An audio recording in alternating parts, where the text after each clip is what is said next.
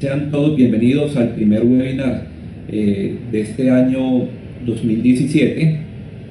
El día de ayer estábamos celebrando el Día de la Internet Segura y a raíz de todo lo que ha sido el desarrollo permanente, tanto de temas regulatorios como preocupaciones que ustedes en el día a día están experimentando, se va sumando lo que afortunadamente empieza a darse en Colombia, y es desarrollos o pronunciamientos de los jueces estatales. Entonces, en relación con este tema de protección de datos en la red, consideré apropiado que el día de hoy hablemos sobre una sentencia de la Corte Suprema de Justicia que podríamos decir está recién salida del horno. Y alrededor de ella iré realizando reflexiones sobre cómo, teniendo en cuenta ese contexto analizado en la sentencia de la Corte que ahora vamos a exponer, debemos ir mirando cómo aplicaría en nuestra operación cuando la misma quizás no esté en el sector financiero, como es el caso de la sentencia. Entonces, la metodología que les propongo es: hago mi presentación y al final dejamos un espacio para las preguntas. Eso nos permite avanzar y posteriormente estar concentrado en tratar de dar la respuesta más adecuada a las diferentes inquietudes que ustedes tengan. Entonces, bienvenidos. También queremos compartirles a ustedes varios aspectos. Uno, una invitación al segundo Summit que organiza nuestro capítulo de ISACA Medellín en la ciudad, que va a ser el día jueves 23 de marzo. Aquellas personas que estén interesadas por aquí nos pueden indicar, o directamente al correo info@isacamedellin.org, o a través del portal web de nuestro capítulo nos pueden solicitar información. También queremos compartirles a ustedes algo que para nosotros es muy gratificante, y es que empezamos el año con un reconocimiento internacional de Corporate International, en donde nos reconoce como la mejor firma de protección de datos personales en Colombia. Eso nos llena de orgullo, pero también nos plantea un desafío superior en el sentido de dar cada vez más, y en ese sentido agradecemos su concurrencia y también les invitamos a que contribuyan indicándonos temas que les gustaría que fueran abordados en webinar. Si bien ya tenemos una agenda que creo que la hemos compartido, estamos abiertos a temas. Para aquellos que no nos conocen, somos una firma de abogados que desde hace 14 años se dedica al derecho de tecnologías, y dentro del derecho de tecnologías pues está la protección de datos, la gestión de la propiedad intelectual, la gestión de incidentes de seguridad, los temas de contratación de tecnología. Y digamos que esos otros que ustedes observan ahí determinan que nuestra visión esté centrada en hacer viables y seguros los modelos de negocios de nuestros clientes. Y el abordaje nuestro, como es de conocimiento de la mayoría, está muy centrado en un estándar internacional que es ISO 27001, que incluso hoy lo mencionaremos con ocasión de la sentencia que vamos a conocer. Yo soy abogado, socio de Velasco Calle Daleman, tengo una maestría en informática y derecho, y dentro del ejercicio que hemos venido realizando, además de las actividades docentes en la Pontificia Bolivariana en Medellín, en la Universidad del Norte, también está la dedicación en tratar de ampliar la comprensión de los desafíos tecnológicos a partir de certificaciones como ISO 27000 y COVID-5. Y bueno, vamos entonces entrando en materia. Algunos de los clientes con los que hemos trabajado, algunos son ustedes, y lo que vamos a abordar hoy es una sentencia de la Corte Suprema de Justicia.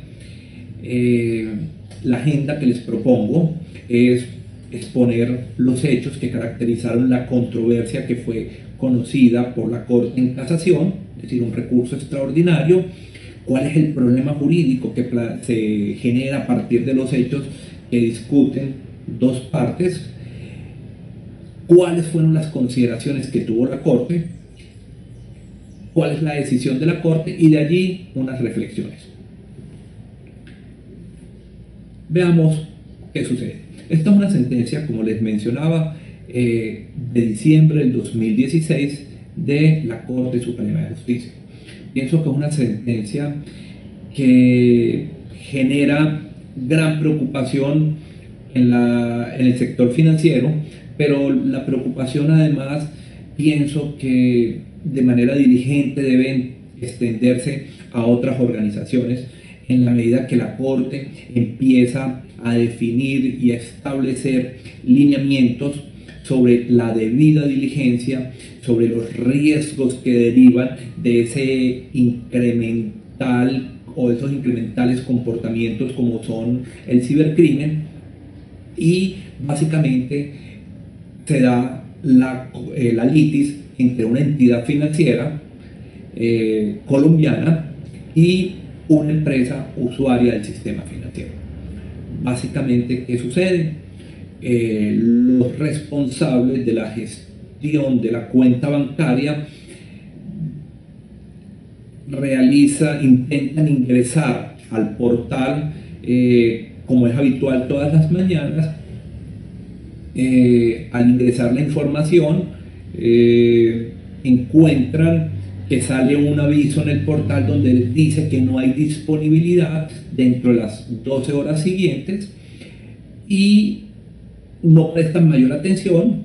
Parece, según lo que sostiene el banco, es que se entra a través de un enlace.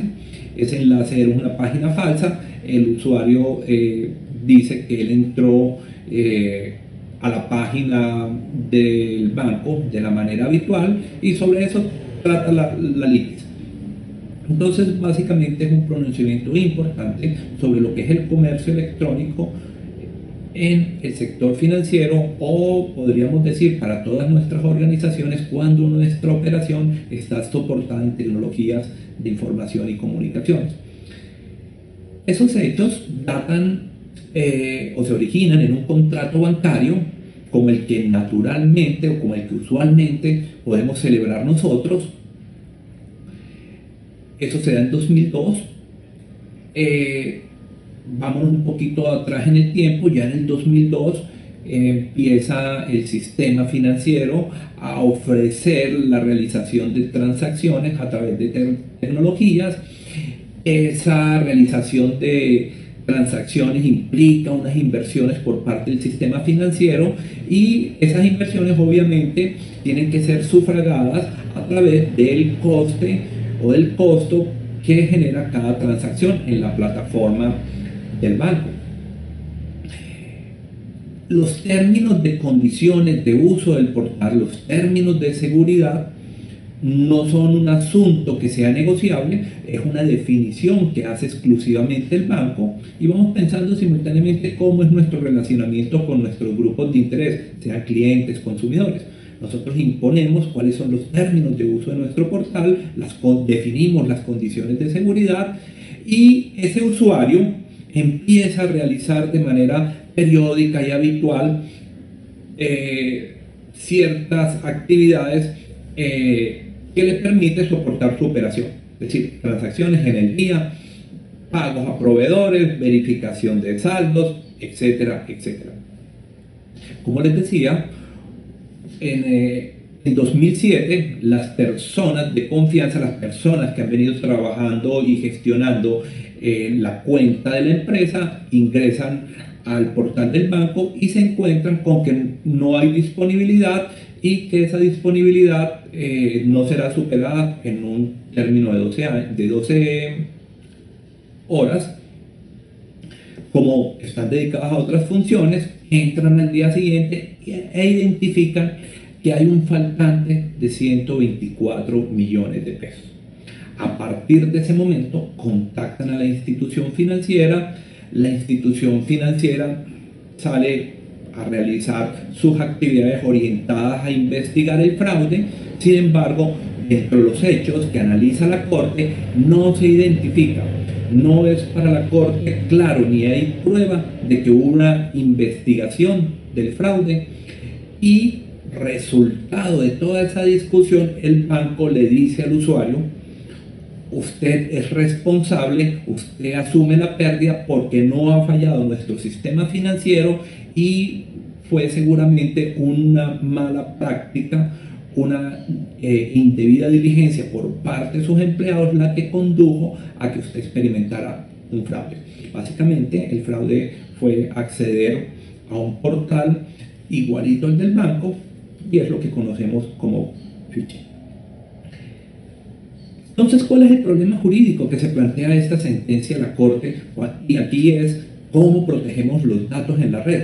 Como dije, cualquiera que sea nuestra operación, cualquiera que sea el relacionamiento con nuestros grupos de interés, según el sector económico en el que nos estamos moviendo. La Corte quiere establecer si la entidad bancaria debe responder por el fraude. Si las instrucciones que da el usuario del sistema financiero fueron atendidas. Y el análisis se centra en establecer cuál fue el grado de diligencia, el grado de cuidado, el grado de seguridad aplicado en la custodia del dinero, considerando la actividad profesional que hace la institución bancaria. Esa es la discusión y eso es lo que entra la Corte Suprema de Justicia en ese recurso de casación a analizar.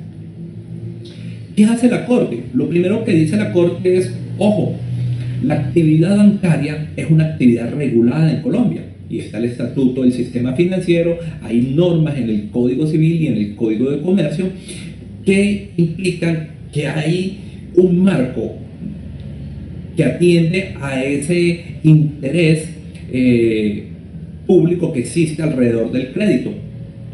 Y hay un principio importante en la responsabilidad bancaria, considerando esa especialidad, ese carácter profesional y habitual que realiza el banco, de responder por la custodia del dinero que le estamos entregando, que ellos gestionan, y esa actividad que realiza el banco obviamente les reporta un beneficio económico. Entonces la Corte empieza a analizar y las pruebas que evalúa están orientadas a determinar si el banco plasmó en su día a día un deber de diligencia. Si ese principio también de la buena fe, que está tanto en el Código Civil como en el Código de Comercio, que implica que las partes no solamente están obligadas a lo que dice, sino a lo que sea de la naturaleza, a lo que sea la esencia, el objeto del contrato, se materializó y analiza igualmente el deber de diligencia de los administradores societarios, considerando que hay un régimen particular, especial, que lo tienen todas las empresas en la ley 222 del año 95, en donde dice que los administradores deben obrar como el buen hombre de negocios. Eso quiere decir máxima diligencia y cuidado. Y ese análisis de la aplicación de los principios de responsabilidad bancaria, de la buena fe, de la debida diligencia de los administradores, lo hace a la luz del interés público que tenemos todos sobre el crédito, porque la operación bancaria se realiza con el recurso de todos nosotros, bien sea que tengamos cuenta corriente, cuenta de ahorro, cualquier otro producto financiero. ¿Qué más dice la Corte?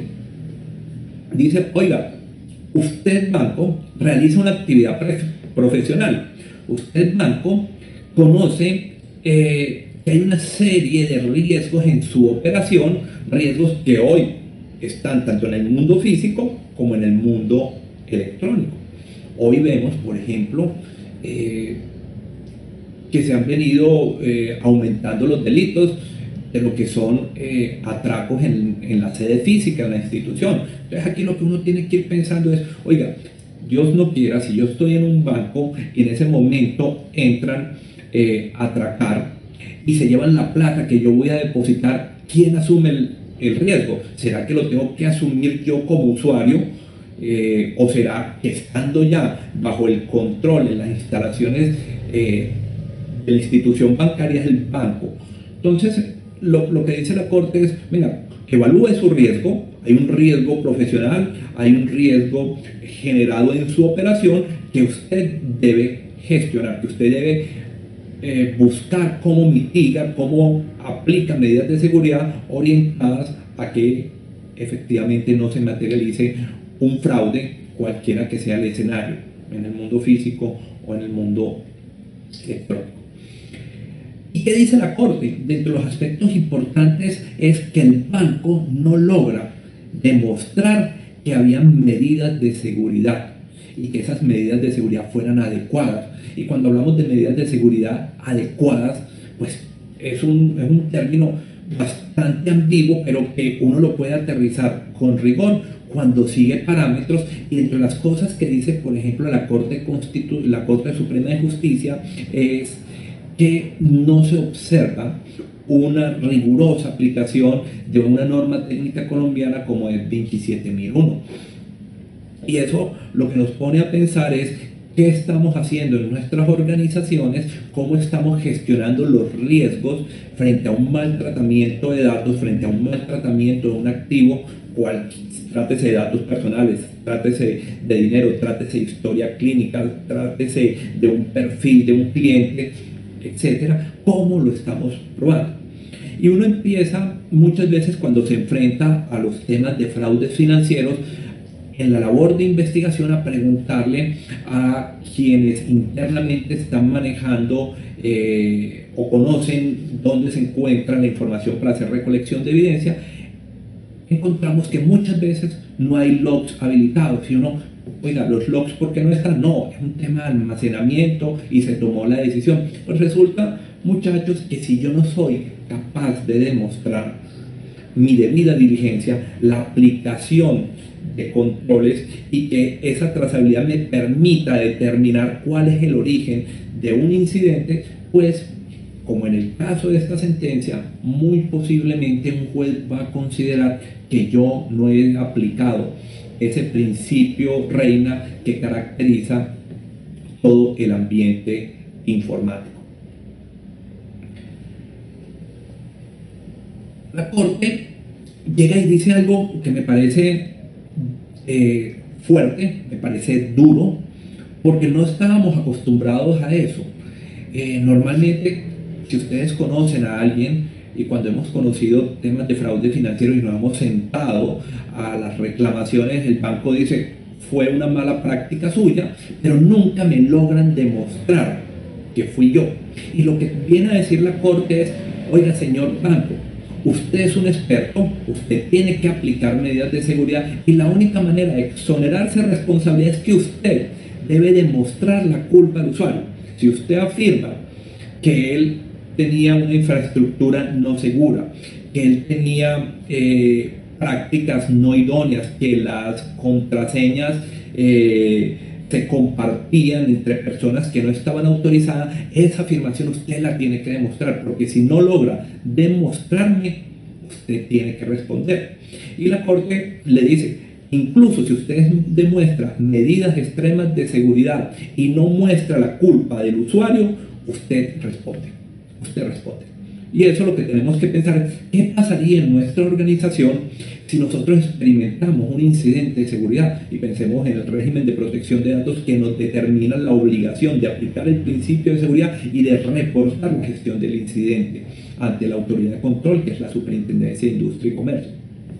Si esta situación se presentara el día de hoy en vigencia de la Ley 1581, el phishing implica que hay un compromiso de datos personales que debería ser reportado. Entonces, ¿cómo estamos nosotros en capacidad de demostrar que aplicamos medidas extremas de seguridad? Y ese aplicar medidas extremas de seguridad, dice la Corte Suprema, implica conocer el estado del arte. ¿Qué análisis ha hecho usted de la evolución del cibercrimen? Y según esa evolución, usted tiene que ir adecuándose. Al banco no le bastó presentar facturas de empresas de asesoría, de empresas que lo asesoraban en la implementación de controles informáticos. No le bastó. La Corte dijo, no, usted tiene que demostrar la culpa del usuario. Y lo que la Corte dice, y es muy importante que ustedes lo tengan en cuenta, es que si el fraude no fue resultado de la culpa de la víctima, implica que cualquier persona podía haberlo sufrido. Entonces, el banco no se podía excusar, el banco tenía que prever esa situación, y eso implica que permanentemente estemos realizando varias acciones, no solamente desde el punto de vista tecnológico, porque aquí lo que la Corte cuestiona también es que el usuario normal, la persona que accede a la banca, no tiene el suficiente conocimiento. ¿Será que nosotros a nuestros propios empleados los hemos instruido sobre ciertas características, ciertos comportamientos que son anómalos y que podrían dar lugar a que se esté materializando un incidente de seguridad? Y cuando uno empieza a mirar el tema de la debida diligencia, cuando uno empieza a preguntar, muéstreme la prueba, sucede lo que dijo la Corte, hay una orfandad probatoria, y en ese sentido es un riesgo que nosotros estamos asumiendo. ¿Qué más dijo la Corte?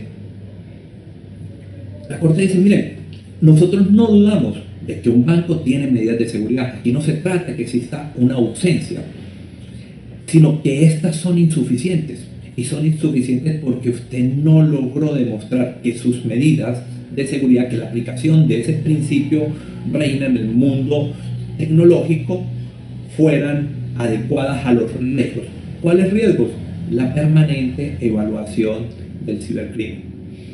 Y esa permanente evaluación del cibercrimen quiere decir que quienes estamos en el mundo de la tecnología tenemos que ir conociendo ese dinamismo. Así como existe un mundo blanco de quienes trabajamos en la seguridad, hay un mundo oscuro de quienes trabajan en el cibercrimen. Y de ahí la necesidad de ver, de entender, de preocuparnos por no solamente formarnos nosotros, sino ampliar a las personas que están alrededor y que participan, en el caso empresarial, en la operación diaria.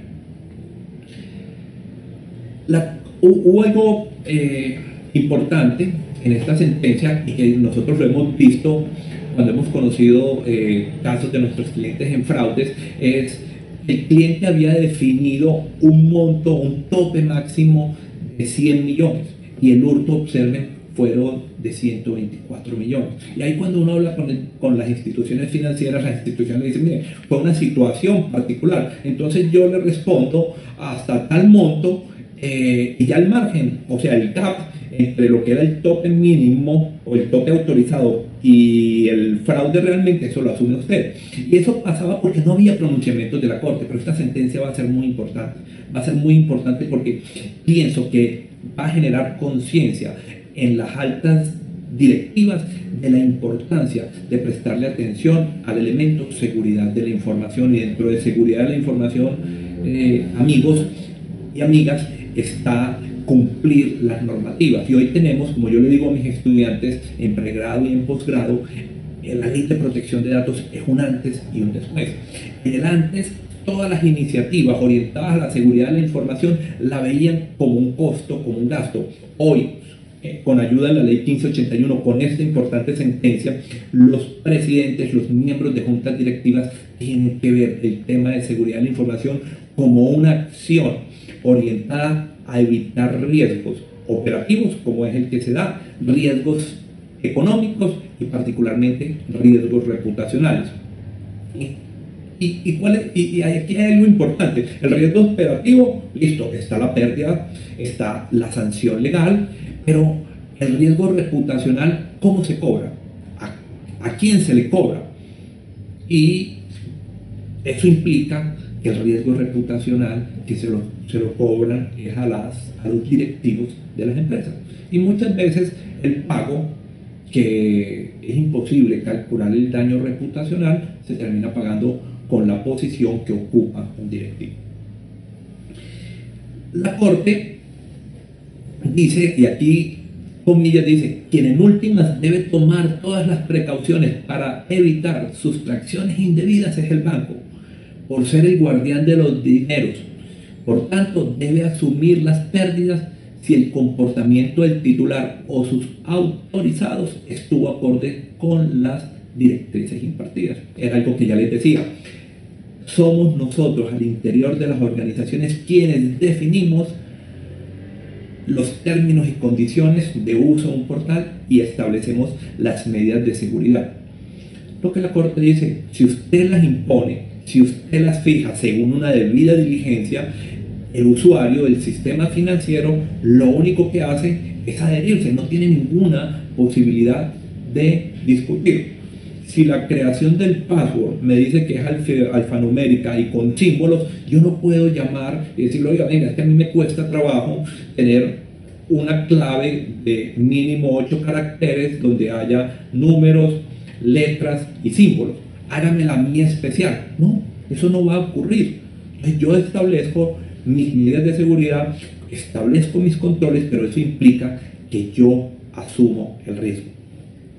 Y algo importante que también dice la Corte en este sentido es porque se cuestionaba al usuario de por qué su personal no había informado sino hasta el día siguiente cuando se da el fraude, y el fraude se da inmediatamente a continuación de ese aviso de no disponibilidad del portal, cuando ya toman sus datos y se accede realmente al banco y se desvían los dineros. Entonces, dentro de las pruebas que fueron evaluadas, las personas dicen, mire, que es normal que en ocasiones el sistema se caiga.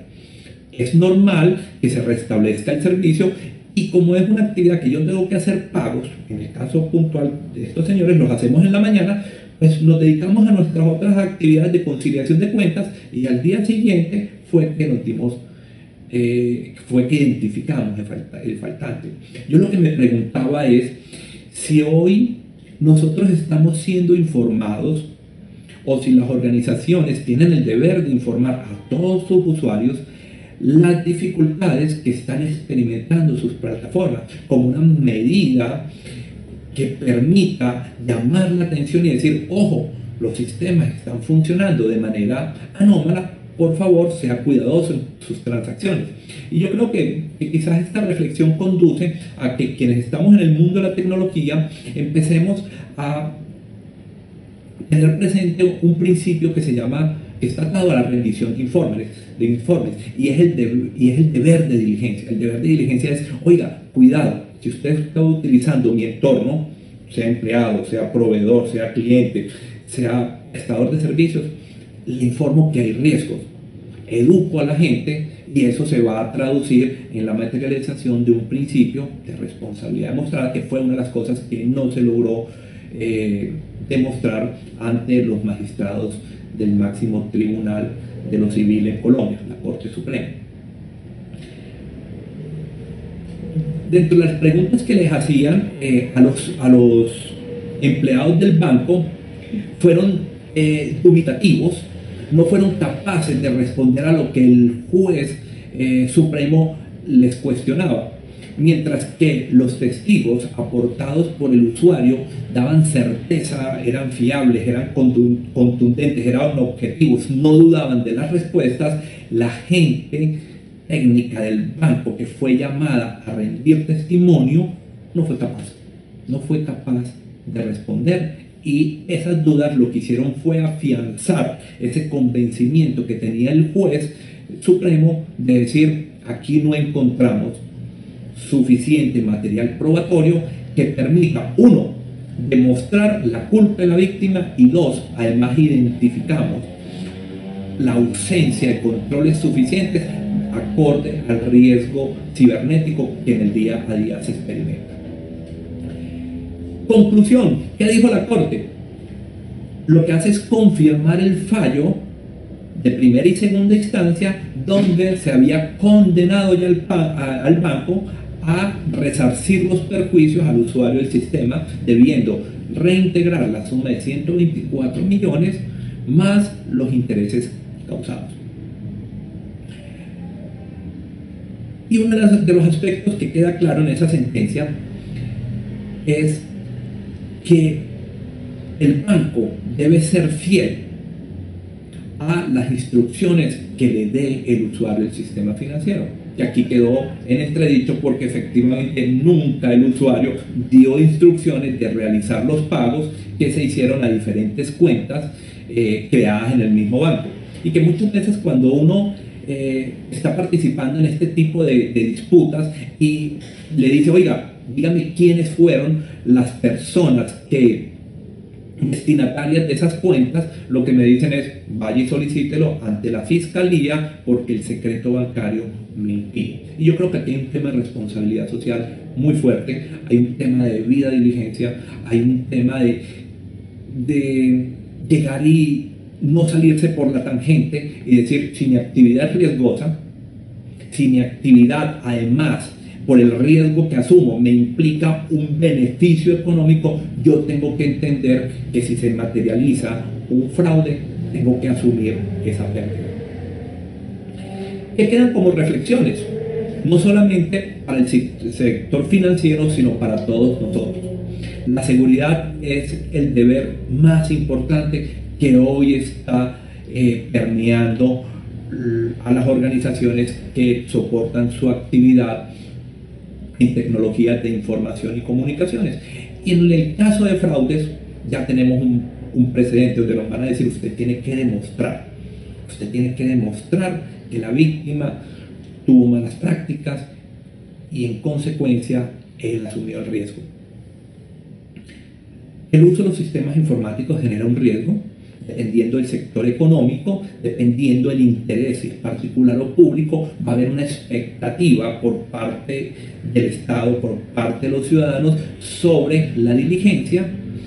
Y una de las cosas que muchas veces se nos olvida es este aforismo latino que dice ubi emolumentum ibi incommoda, quiere decir que si estoy realizando una actividad riesgosa, pero esa actividad riesgosa me está generando altos dividendos, como lo dice la Corte, implica que yo debo estar dispuesto a asumir las pérdidas, salvo que pueda demostrar que fue el usuario del sistema quien incurrió en malas prácticas frente a la protección de su información personal cuando está en la red, cuando está en internet, cuando está en los sistemas de información. Ahora, ¿qué encontramos también? Algo que no tiene, por ejemplo, el régimen de protección de datos y que implica que nosotros corregulemos o autorregulemos, es necesario tener información cierta, fidedigna, oportuna del usuario y de decirle cuáles son las cargas. Porque si uno mira, por ejemplo, el régimen de protección de datos, se establecen obligaciones para el responsable y el encargado, pero no vemos obligaciones o no se extraen de manera fácil las obligaciones para el titular del dato, en este caso el usuario. Ahí es donde tenemos que construir y por eso cuando miramos el régimen de cumplimiento de protección de datos le causa a uno cierta perplejidad, cierta preocupación la manera simplista como muchas empresas están siendo asesoradas o como muchas empresas están asumiendo el cumplimiento de este régimen y más cuando ven o piensan que el tema es llegar a una meta, declarar unas bases de datos en el término fijado hasta el 30 de junio, pero como yo les digo muchas veces a mis clientes o a mis estudiantes, es el tema del registro de las bases de datos es recorrer una maratón y hoy la gente se está metiendo en el kilómetro 41 para cumplir y cuando llegan y empiezan a diligenciar el registro y cuando empiezan a hacer las reflexiones alrededor de cómo se usa la tecnología, de cómo esa tecnología usa la información, de cómo se materializa ese poder informático, lo que encontramos es que no hay respuestas y que vemos que es un copy-paste y nada más lejano de la realidad y eso obviamente estará determinado por el apetito del riesgo que tenga cada una de las empresas. La Corte termina diciendo algo muy importante y es que el cibercrimen implica un desafío empresarial que exige un máximo grado de debida diligencia, proactividad y prevención de fraudes.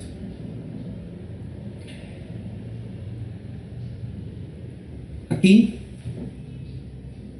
insistir en la carga de la prueba. Si yo quiero exonerarme de responsabilidad, debo demostrar, debo romper ese nexo indicando a partir de una adecuada gestión del incidente de seguridad dónde, cómo, quién realizó esa conducta para poder en ese sentido afirmar: yo actué de manera diligente, yo apliqué los controles, yo no estoy obligado a lo imposible, pero eso lo deberé demostrar. No será una mera afirmación, no es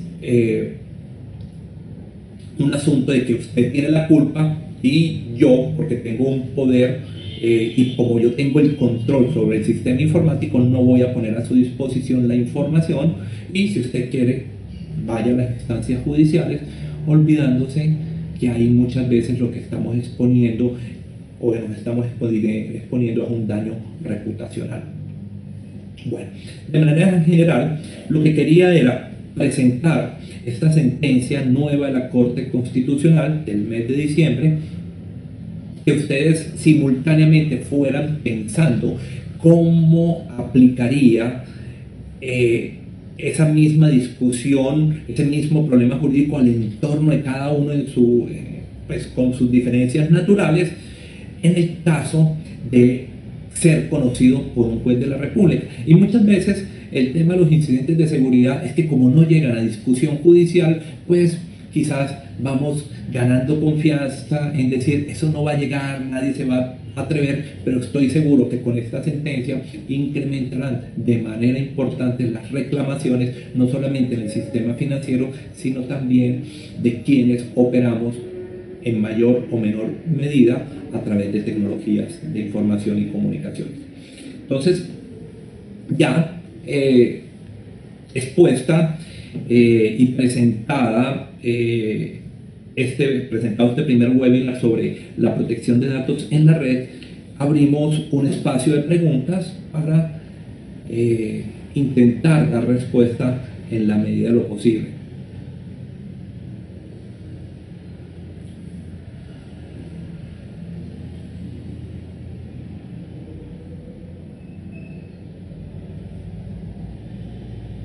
Esta fue la sentencia. A ver, regálame un minuto. Un minuto. Es la sentencia 18614 de diciembre del 2016 de la Corte Suprema de Justicia de Colombia.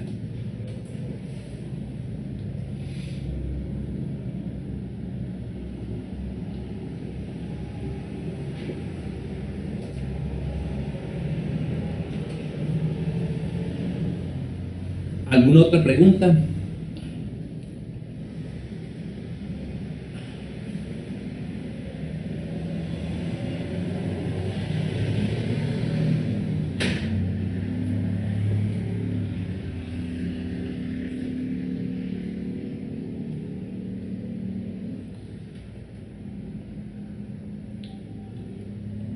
Ok, Marco.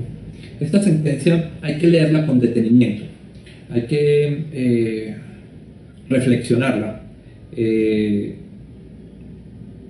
No hay que darle la espalda, porque marca un precedente del máximo tribunal que va a determinar movimientos importantes, que va a determinar reflexiones profundas al interior de las organizaciones, del sistema financiero, de quienes participan dentro del mercado financiero con algún rol, como proveedores, como usuarios, como empleados. Pero esos mismos parámetros, por lo menos mi conclusión es que esos mismos parámetros nos los pueden aplicar a nosotros según la operación que estemos realizando. La presentación, como este webinar, va a quedar en nuestro canal de YouTube. ¿Qué les sugerimos? Que se suscriban a nuestro canal de YouTube. Allí ya la próxima semana estará posteada, y en el mismo canal de YouTube encontrarán el conjunto de webinars que hemos venido dictando desde 2015, si no estoy mal. Entonces allí estará disponible la presentación. También los invitamos para que estén informados, no sé cuál fue el canal que siguieron. Si entran a nuestro portal web, allí podrán suscribirse al boletín de noticias. Y los que estén en Medellín, vamos a abrir un espacio mensual de reuniones donde debatiremos, donde ahondaremos en desafíos tecnológicos. Eso, para quienes estén interesados y estén aquí en Medellín, ya les informaremos. Y también estaremos muy activos en Barranquilla, donde desde hace un buen número de años venimos teniendo relaciones con nuestros clientes. Si no hay más preguntas, mis queridos amigos, invitarlos a que nos sigan en redes sociales. Si tienen temas que les interesen, si tienen conocimiento de cosas que sea de relevantes desde el punto de vista académico, profesional, nos las transmiten y nosotros buscaremos cómo canalizarlas e ir generando esa comunidad alrededor de los desafíos tecnológicos que nos impactan a todos, como ciudadanos, como empleados, como seres sociales. No siendo más, quiero agradecerles su participación, invitarlos también a que hagan parte de nuestro capítulo Isaca Medellín. Ahí de pronto una chivita, está próxima a salir una guía sobre privacidad a nivel internacional, de la cual tuvimos la fortuna de participar en su revisión, realizando aportes. Entonces el capítulo Isaca creo que crea mucho valor para quienes estamos en el tema de tecnología, en el tema de seguridad, en el tema de ciberseguridad, en el tema de auditores de sistema, en el tema de gestión de riesgos, donde tenemos certificaciones. No siento más, que tengan una feliz tarde, que tengan un buen fin de semana y hasta una próxima oportunidad.